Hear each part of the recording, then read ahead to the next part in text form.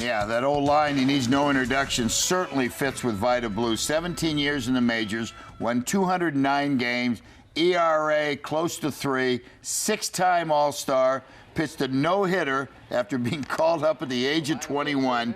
In his first full season, Vida burst on the scene like very, very few in history, won both the American League Cy Young, MVP awards, 24-8, and to contrast to what you're seeing today, with all due respect to Lincecum and some of the great stars that the A's have on the mound, this guy, wherever he went that year, you had 40,000 people show up, be it Tiger Stadium, Yankee Stadium. You packed the place. The A's drew a lot of fans on the road. We couldn't draw in Oakland for it because everybody was anti-Philly, but he put together a good ball team, and I was just lucky to be there at the right time, Gary. But we did draw well on the road. Maybe to run some of these old clips of you and the Sports Illustrated covers and all this. Every time I have Vida on, I do Look Magazine, Popular Mechanics, all that stuff. Very good. But it doesn't seem like baseball has the stars. Don't get me wrong, there are a few. Sure. But was that the golden era in the 70s and early 80s when you guys played as far as big stars? Yeah, absolutely. I came on the back end of all those big stars, the mega stars, the Harmon Killebrews, the Frank Robinsons, the Willie Mazes, the Mickey Mantles.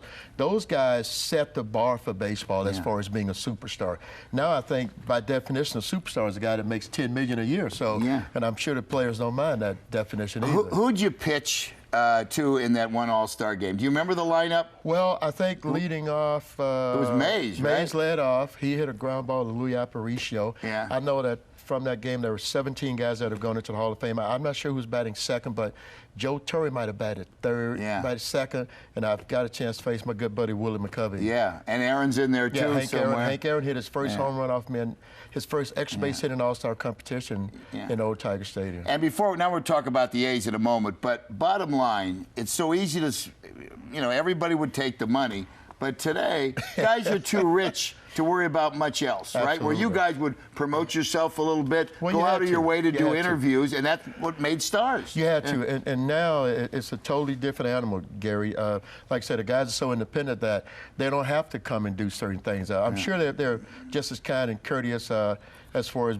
fan appeal, but they don't have to take a lot of stuff from ownership or management. So they can walk. Vida was asking, you go down to spring training, and I said to him, and interview who? I mean, I still tell the story. We were doing a show which was 11:30 in San Francisco with the hour. It's 12:30 at night. Right. Now these guys are either not back or they're sleeping. Or they're just going out. Yeah, but nobody would go out of their way today. And I said, Vida, I got this show. Should we tape it? Vida said, no, I'll do it live, 12:30. Sure. And he said, that old cowboy, Roger Craig, won't bother me. Hey, let's take a look at the A's, and we'll start out with that Sonny Gray. Now, of all the people on the staff, it looks like he's got star potential. I think he's going to be a great young pitcher. He already is a great young pitcher, just not polished yet. So his upside is very good, Gary. I really like this guy. He could possibly be a big part of their rotation this year. All right, we'll do this real fast. Kazmir. Yeah, the jury's still out on some of these guys. So, but once you get the chance and opportunity, you got to take advantage of it. All right, Belfour. Everybody kind of got a kick out of him. He had a big personality, but Billy wanted to get rid of him, I guess, a year early, right? And now they bring in this Johnson. What do you think? The guy's he has more save than anybody for sure. The American League over the last couple of years, but Belfour, they got rid of him a year early because he didn't pass the physical in Baltimore. Yeah. So the A's, the time was good. They knew something. I don't know what they knew, but they pulled the plug on him right at the right time. What does Melvin give you that we don't know? He looks like a nice, relaxed guy that everybody respects. Did you play with Melvin? He was a teammate of mine when I was with the Giants in '84 and '85, '86, which was my last season. But it's amazing how his calm demeanor he might be the right guy for this young ball team that the A's have. And he gets in and throws a lot of batting practice. So that's something a lot of managers don't do. But he's young enough to be almost like one of the players. Yeah. But you still have to establish the fact that I'm the field manager, and your players play and managers manage. So we have that respect, and he's kind of set the bar pretty high for these guys to go out and do their thing. Just looking at Bob, I'll give him credit. Most of us, as we get older, a little stressed, we get gray hair. Not a gray hair on Bob's head. Hey, we got to check the old bathroom. Now. Let's see what's in the bottle, Gary.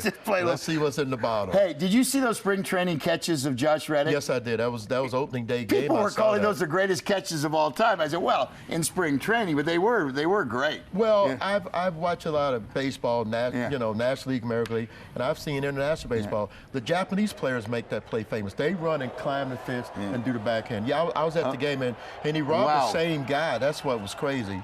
In almost the same spot. Yeah, and that's a Japanese baseball thing? Yeah, I've seen a lot of Asian, Japanese players climb the fence.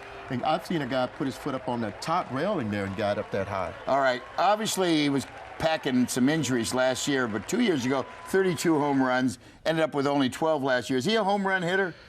In that ballpark, he can be. Yeah. The Oakland Coliseum is a good hitter's park, specifically a left-handed hitter, and he just has to stay healthy. And that's the key to most of these guys, staying healthy. But the big bop is Cespedes. That's who they got to rely on. He's got to hit for the average and drive in runs, and of course, got to hit the ball over the park.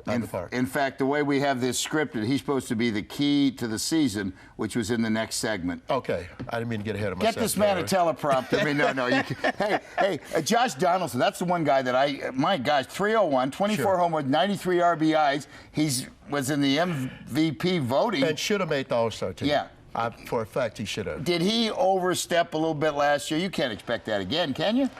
I do, Gary. I mean, he's comfortable where he is. He knows he doesn't have to be the star.